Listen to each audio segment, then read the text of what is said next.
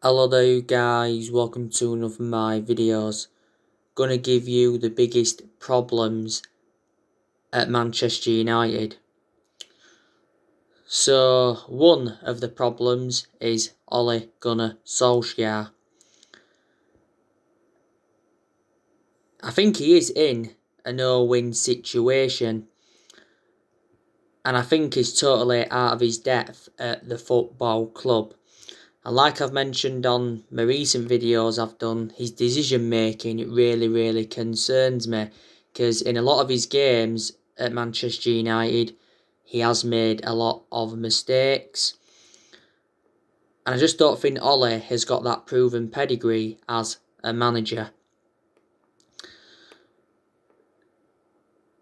You know, we have been in form in the league recently, to be fair, because we are unbeaten in our last, 5 league games. And we're now sitting 8th or 9th in the Premier League, and we know that's nowhere near good enough to our standards. I think Ole Gunnar Solskjaer will be Manchester United manager in January. You know, there's a possibility chance he could still be Man United manager at the end of the season. Now, I think another one of the biggest problems at the club is our defence, because we have fallen behind in quite a lot of games this season.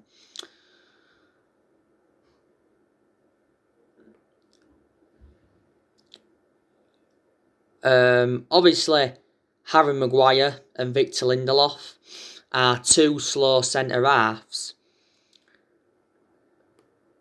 You know, don't get me wrong, Harry Maguire has had some good games this season, you know, where he's been effective in the air and, you know, he's showed that ability to play out from the back and that.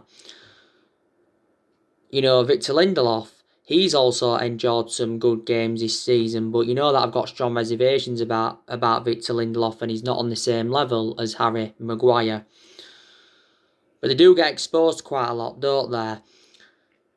And Wan-Bissaka, now, I think he's enjoyed some good games this season. You know, in the games he's played well in, you know, he's showed some good attacking intent, his distribution's been good, and he's got into decent positions and he's put good crosses into the box. But there has been some games where he has looked off the pace and he's been far too exposed. I think Wan-Bissaka's worst game for Man United was the 3-2 defeat to RB Leipzig. And in the game recently against Man City, he was caught out by Gabriel Jesus and Raheem Sterling. As for Luke Shaw, you know, he did do well against Manchester City. You know, like I mentioned on my match reaction, his deliveries from set pieces were good. And he kept City's wingers quiet for the vast majority of the game.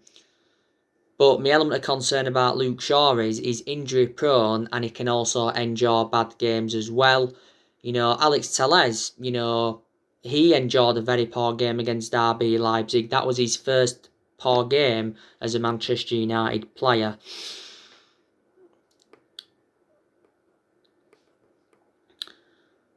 I think the goalkeeper is one of the problems as well. Obviously, David De Gea is our number one, and he's been our number one for several years, and I think he's going to remain our number one for at least his present time. You know, could even remain number one for the rest of this season, but there has been a lot of Manchester United fans saying, you know, we should put Dean Henderson as number one now. You know, Dean Henderson has got that experience behind him. Because he did endure 2 successful loans with Sheffield United. He's also had other loan spells with Stockport, Grimsby and Shrewsbury before. We got Dean Henderson at the age of 14, so he has been part of the club for several years. During the summer transfer window, he signed a 6-year contract with Man United worth 120 grand a week. He made his Premier League debut, by the way, the other week because David De Gea wasn't available because he did have a knee injury. I have got my concerns now about David De Gea because in the last couple of years, you know, he has made mistakes. Don't get me wrong, he's enjoyed some good games this season where he's obviously made good saves and that. he was the culprit for the third goal in the 3-2 defeat to RB Leipzig.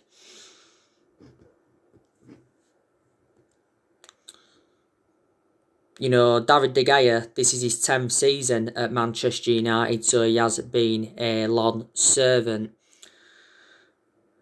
Now, another one of the problems at the football club is our home form. Now, we've only won one game at Old Trafford in the Premier League this season, and that was the 1-0 win against West Brom, but we was very fortunate to win that game.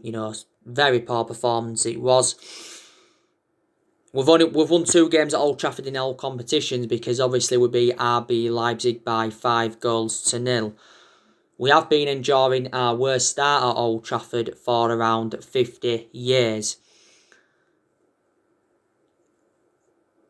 We've lost a few games at Old Trafford now this season. We lost the opening game against Crystal Palace by 3-1. We also lost at home to Tottenham 6-1.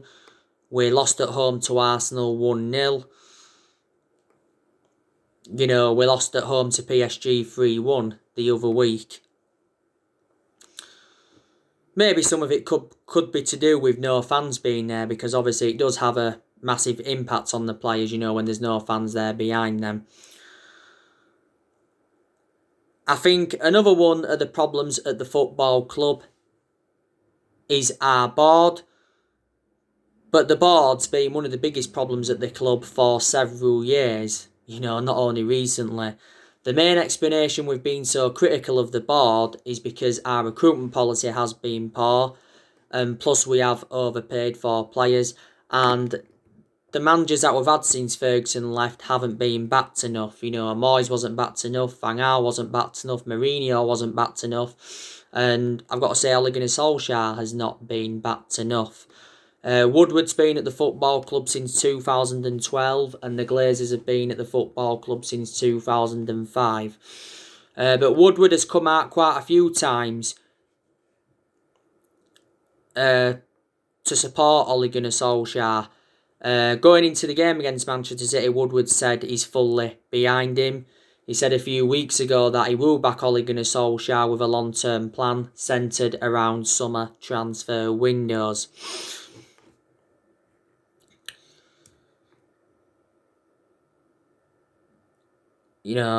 So I think, they are the biggest problems at the football club. Now, I want to delve into some news on Paul Pogba. So, will Paul Pogba sign a new contract at Manchester United?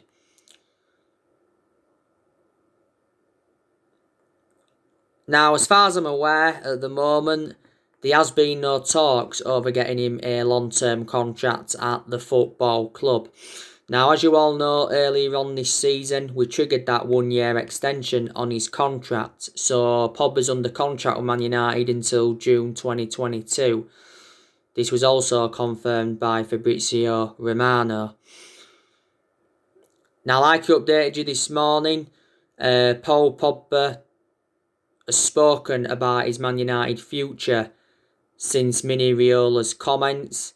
He said that he's always fought and he will always fight for Manchester United, for his teammates and the fans. And Pogba said that he's 1000% involved in Man United's project. Because Pogba's agent Mini Riola told 2 Sport earlier on this week that, his client's time at Manchester United is over. He said that he's unhappy and he has to leave, and Mini Riola also said that he's got no intentions of signing a new contract. But during the summer transfer window, Mini Riola actually came out and said that Pogba wants to stay at Man United and he will hold talks over a new long-term contract.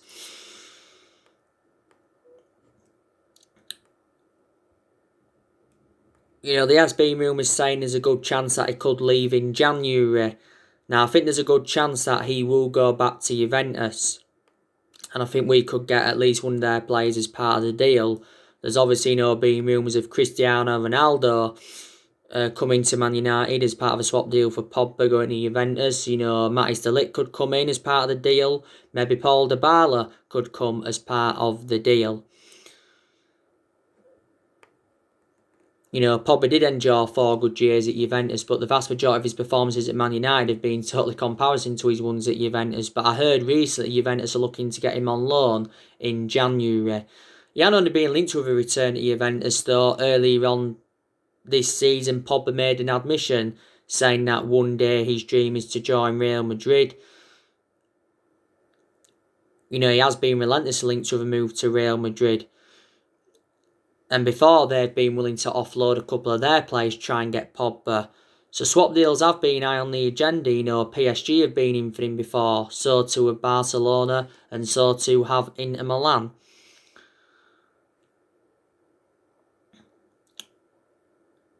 Pogba is our most expensive signing at the moment because we paid £89 million for him. Not only that, he's one of the highest paid players at the club. He's on around 290 grand a week on his current contract. This is his 5th season at Manchester United since he rejoined. He scored 35 goals in 172 games. He's won 3 trophies at the club. That was the Europa League, the League Cup and the Community Shield. He did enjoy a difficult time under the Jose Mourinho era, but so too did all our top players.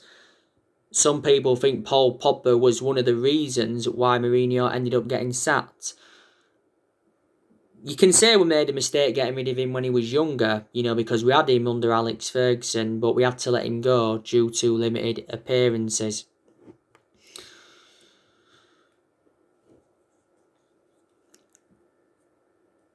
Pogba's had a good couple of periods at Man United. He was good towards the end of last season. He was good in that 3-month period when Solskjaer was temporary boss. And I've got to give him his credit. I think recently he's done well. He did well against City. Made an impact. Had a few shaky moments. But at times he looked very, very good on the ball. Pogba did well when he came on against RB Leipzig. Give him credit for that. He scored in that one. And obviously scored in the West Ham game last week. And that game against West Ham was his first start for Man United in the Premier League for over a month. Earlier on this season, Pogba made quite a few comments saying, this season's been the most difficult period in his career. And he was saying, playing for France is a breath of fresh air.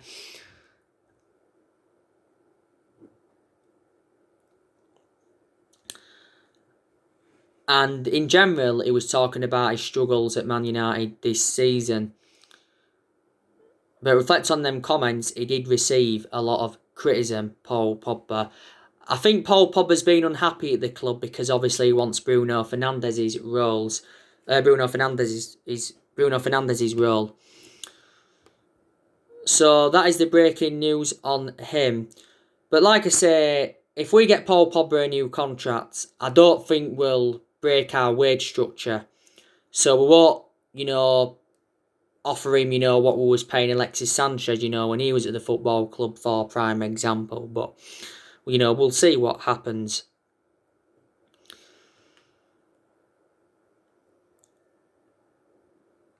I think there's a few players that we're going to get rid of next year. I think definitely Lingard will leave the football club next year because Lingard doesn't regularly get in our team now. And, when he was playing, he was too inconsistent. Don't forget there was a period where he didn't score 1 goal or provide an assist in the Premier League for over a year. Jesse Lingard's agent is actually exploring a loan move for Lingard in January. Lingard's agent's been talking with Real Sociedad recently. Celtic and Rangers have been in for him, and so too have Aston Villa. Lingard's into the final 12 months of his contract at Man United. He's got no intentions of having his contract extended. I think Phil Jones will go next year. He's injured at the moment and he's been too inconsistent. This is Phil Jones' 10th season now at Manchester United. He has been with us since the Sir Alex Ferguson era. Marcus Rojo will go next year, I presume, because Marcus Rojo has never really established himself as a first team regular since he came in. I think Sergio Romero will go because Sergio Romero is now our third choice goalkeeper. You know, Romero's enjoyed a good 5 years or so at the club. We got him on a free from San Pandora back in 2015. Matic could go next year.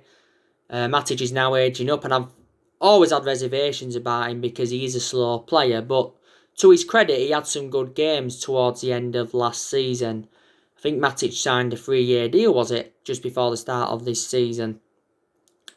We got him in a deal worth £40 million. Juan Mata could even leave the club next year. Do you think Daniel James could leave? Because Daniel James has lost his place in the team, but when he has been playing this season, he has been out of form. You know, a few weeks ago, there was rumours of Brandon Williams going out on loan. There was also rumours of Dean Henderson going out on loan as well. I think Agallo could leave in January. You know, that's when his loan expires in January. The only way he'll stay is if we obviously extend his loan again, Odin Agallo's. The main explanation we got Odin Agallo on deadline day was to get a cover up to Marcus Rashford, because obviously at the time we got Agallo, Marcus Rashford was out with that back injury.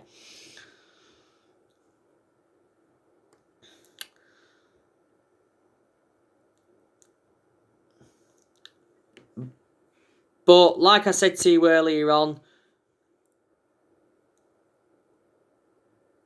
Ole Gunnar Solskjaer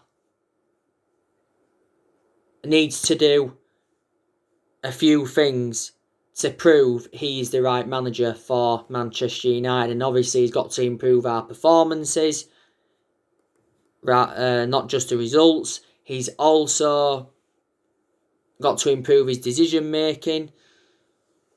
And I think this season he's got to get us a top 4 finish, and he's also got to win a trophy. If we got top 4 and won a trophy this season, that would represent a very, very good season for Man United. Then that would give us something to build on, and could win a trophy this season. You know, we could win the Carabao Cup. You know, we could win the FA Cup. Solskjaer's recently said we can win the Premier League, but that certainly won't happen. You know, we haven't won the Premier League since 2013, so we haven't won that now for around 8 years. But we are the most successful team in Premier League history because we have won 20 titles and 13 of them are Premier League titles. And obviously we're no longer in the Champions League, so we can't win that. From Manchester United perspective, that's disappointing that we're no longer in the Champions League. I thought we'd have got to the knockout stages because we enjoyed a fantastic start in Europe. You know, we won in Paris 2-1. We beaten RB Leipzig 5-0. Then obviously had that defeat in Turkey to Istanbul Başakşehir. That defeat was embarrassing from Man United perspective. That was Başakşehir's first ever win in the Champions League, because it was their first time in the Champions League, wasn't it? And then obviously we beat them at home 4-1, and then we only needed 1 point from our 2 remaining games, and it didn't happen because we lost to PSG at home and we lost to RB Leipzig away. You know, this is Ole Gunnar Solskjaer's second full season as Manchester United manager, and he is under contract with the football club until 2022. Now, I'm very, very sceptical he will see out his contract. Ole Gunnar Solskjaer has been Man United manager now for almost 2 years. It's nearly now his 2-year anniversary at the club. You know, he's managed over 100 games as Man United manager in all competitions. We appointed him in December 2018, and he's been permanent Man United manager since March 2019.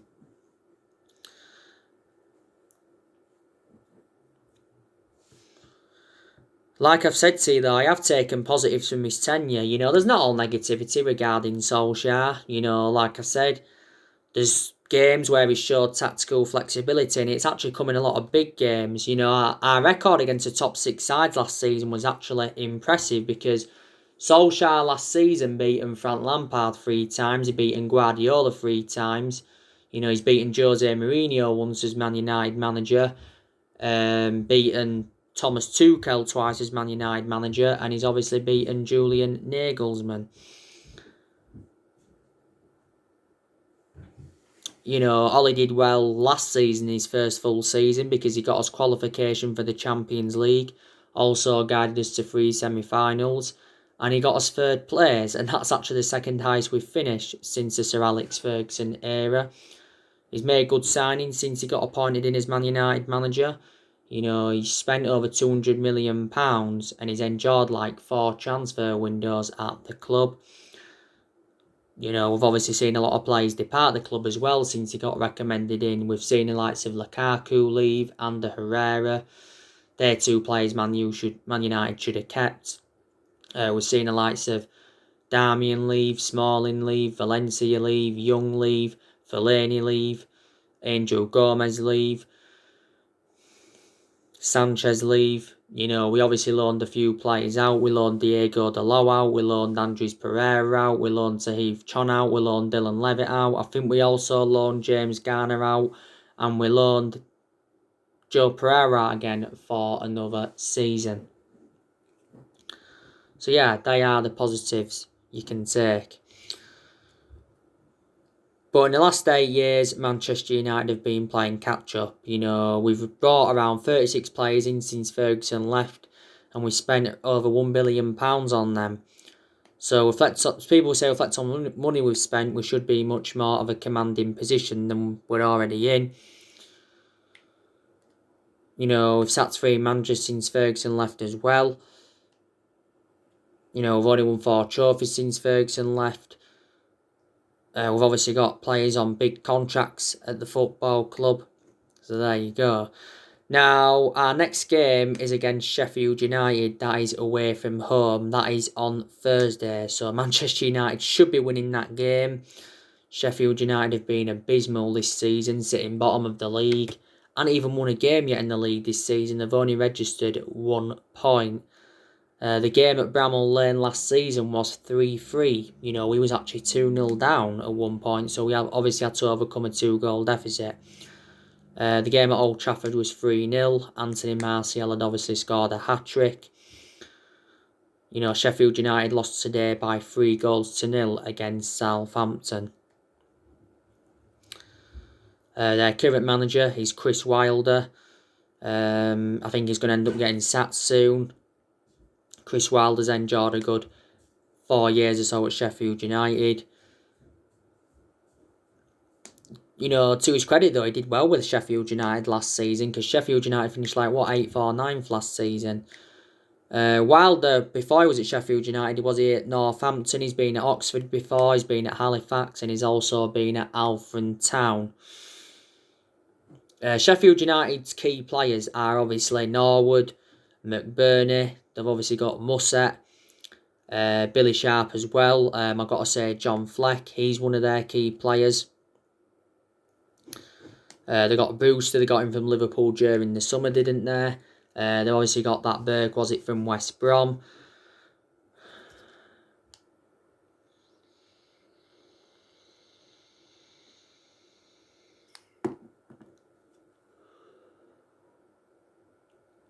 I think probably McBurney is actually Sheffield United's best player. Jack O'Connell have got him. He's out for the season though, is Jack O'Connell. Ampadu has just come back from injury for them. I think Stevens has just come back from injury. McGoldrick as well, he's one of their key players. After Sheffield United, we're at home to Leeds. That's going to be a great game next Sunday. The old rival was back between Man United and Leeds. That's going to be the first meeting in the Premier League between Man United and Leeds since 2004. After Leeds, it's Everton in the Carabao Cup, and then it's Leicester on Boxing Day. So games are coming up thick and fast for Man United, like I've said.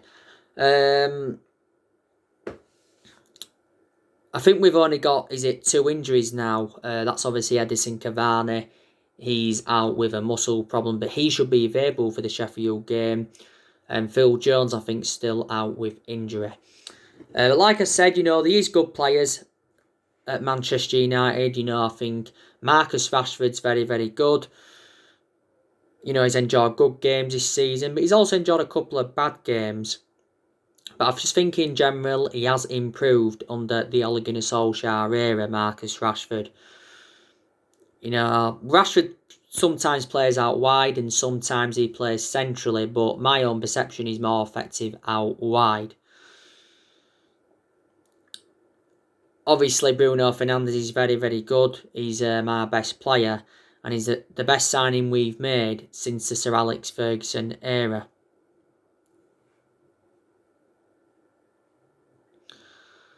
Because he's made a difference in the team. Now, disregarding Bruno Fernandes, we'd be in a much worse position than we're already in. Fernandes has been at the football club now for almost a year. Won Player of the Month for November, by the way. He's won that now quite a few times. Back in January, we were paid £47 million for him from Sporting Lisbon. In most of his games, he's been consistent. There's only been the odd couple of games where he has looked off the pace. He predominantly plays in that number 10 role, does Bruno Fernandes.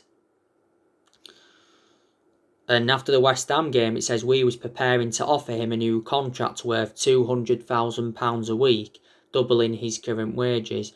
Donny van der Beek now, he's obviously very, very good. He's done well this season for Man United. Hasn't played as much as we all expected him to though. Van der Beek didn't play any part against City recently. Don't know why. I said he wasn't going to start anyway, but I thought he might have at least been involved. He started against West Ham, didn't he, last week? That was his second start in the Premier League.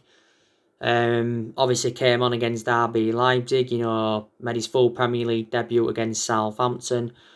He's good in a deeper role, is Donny van der Beek. That's where he's more effective.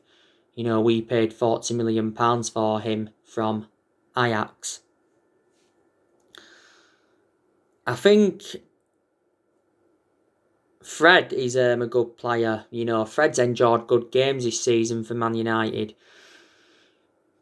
I like the way he's broke up the play. I like the way he's got forward. He's played some key passes in that. He's enjoyed a couple of bad games though. We paid £47 million for him from Shakhtar Donetsk. Edinson Cavani, I think he's good. He has enjoyed a fantastic start to his Manchester United career. And I said when we got Edinson Cavani, he will be the next Zlatan Ibrahimovic. Cavani came off the bench the other week and scored twice against Southampton and got an assist, so he did change the complexion of that game. Almost scored on his Premier League debut against Chelsea, his first touch, scored his first goal for the club in our 3-1 win against Everton earlier on in the season. I think Martial's a good player when he wants to be, just hasn't been good this season because obviously he hasn't been clinical enough, Anthony Martial. So, this season Martial's failed to replicate what he did last season because last season he scored 23 goals in 48 games and he was good in his debut season under Louis van Gaal as well. We got Martial at just the age of 19. He's enjoyed a good 5 years or so at the club. I think it was last season Solskjaer gave Anthony Martial that number 9 shirt. I think Luke Shaw's a good player when he wants to be. When he's playing well, he gets forward well, makes overlapping runs, defensively does good. But he's just injury prone, like I mentioned earlier on. Alex Telles, I like the way he crosses the ball and he does get into decent positions and that. I said he's going to be a good signing for Man United, Telles. Harry Maguire, like I mentioned earlier on, he's good when he wants to be. Lindelof can be good when he wants to be. I think Wan-Bissaka is a very, very good right-back. He's regarded as one of the best right-backs in the league. Nowhere near on Trent Alexander-Arnold's level. What lets Wan-Bissaka down is his lack of attacking intent. If he could just attack more and his distribution improved a bit, he'd be even better than he is now. And Wan-Bissaka, this is his second season at Manchester United. Eric Bailly, he's good when he plays. His composure is good and he's very good in the air, but problem is with Eric Bailly, he's too injury prone. Just come back from muscle problem not so long ago, Eric Bailly. So these good players in our team. Now, obviously, Facundo Pellistri, he's not yet played in our first team. I wonder when he's going to play in our first team. You know, Facundo Pellistri's obviously been playing for the under-23s and that. I thought he was going to actually play against West Ham the other week because Solskjaer said he could have made his debut for the first team. We paid £9 million for him from Penaril. You know, if Ahmad Traore joins the football club in January, you know, will he get straight into the first team or will he go into the reserves and work his way up? We'll have to see. Solskjaer said that he hopes he will obtain a work permit so he can come to the club in January. So anyway guys, that's everything to update for today. Drop your comments, likes below on the channel. If you do, consider subscribe as always and take care. God bless you all again very, very soon.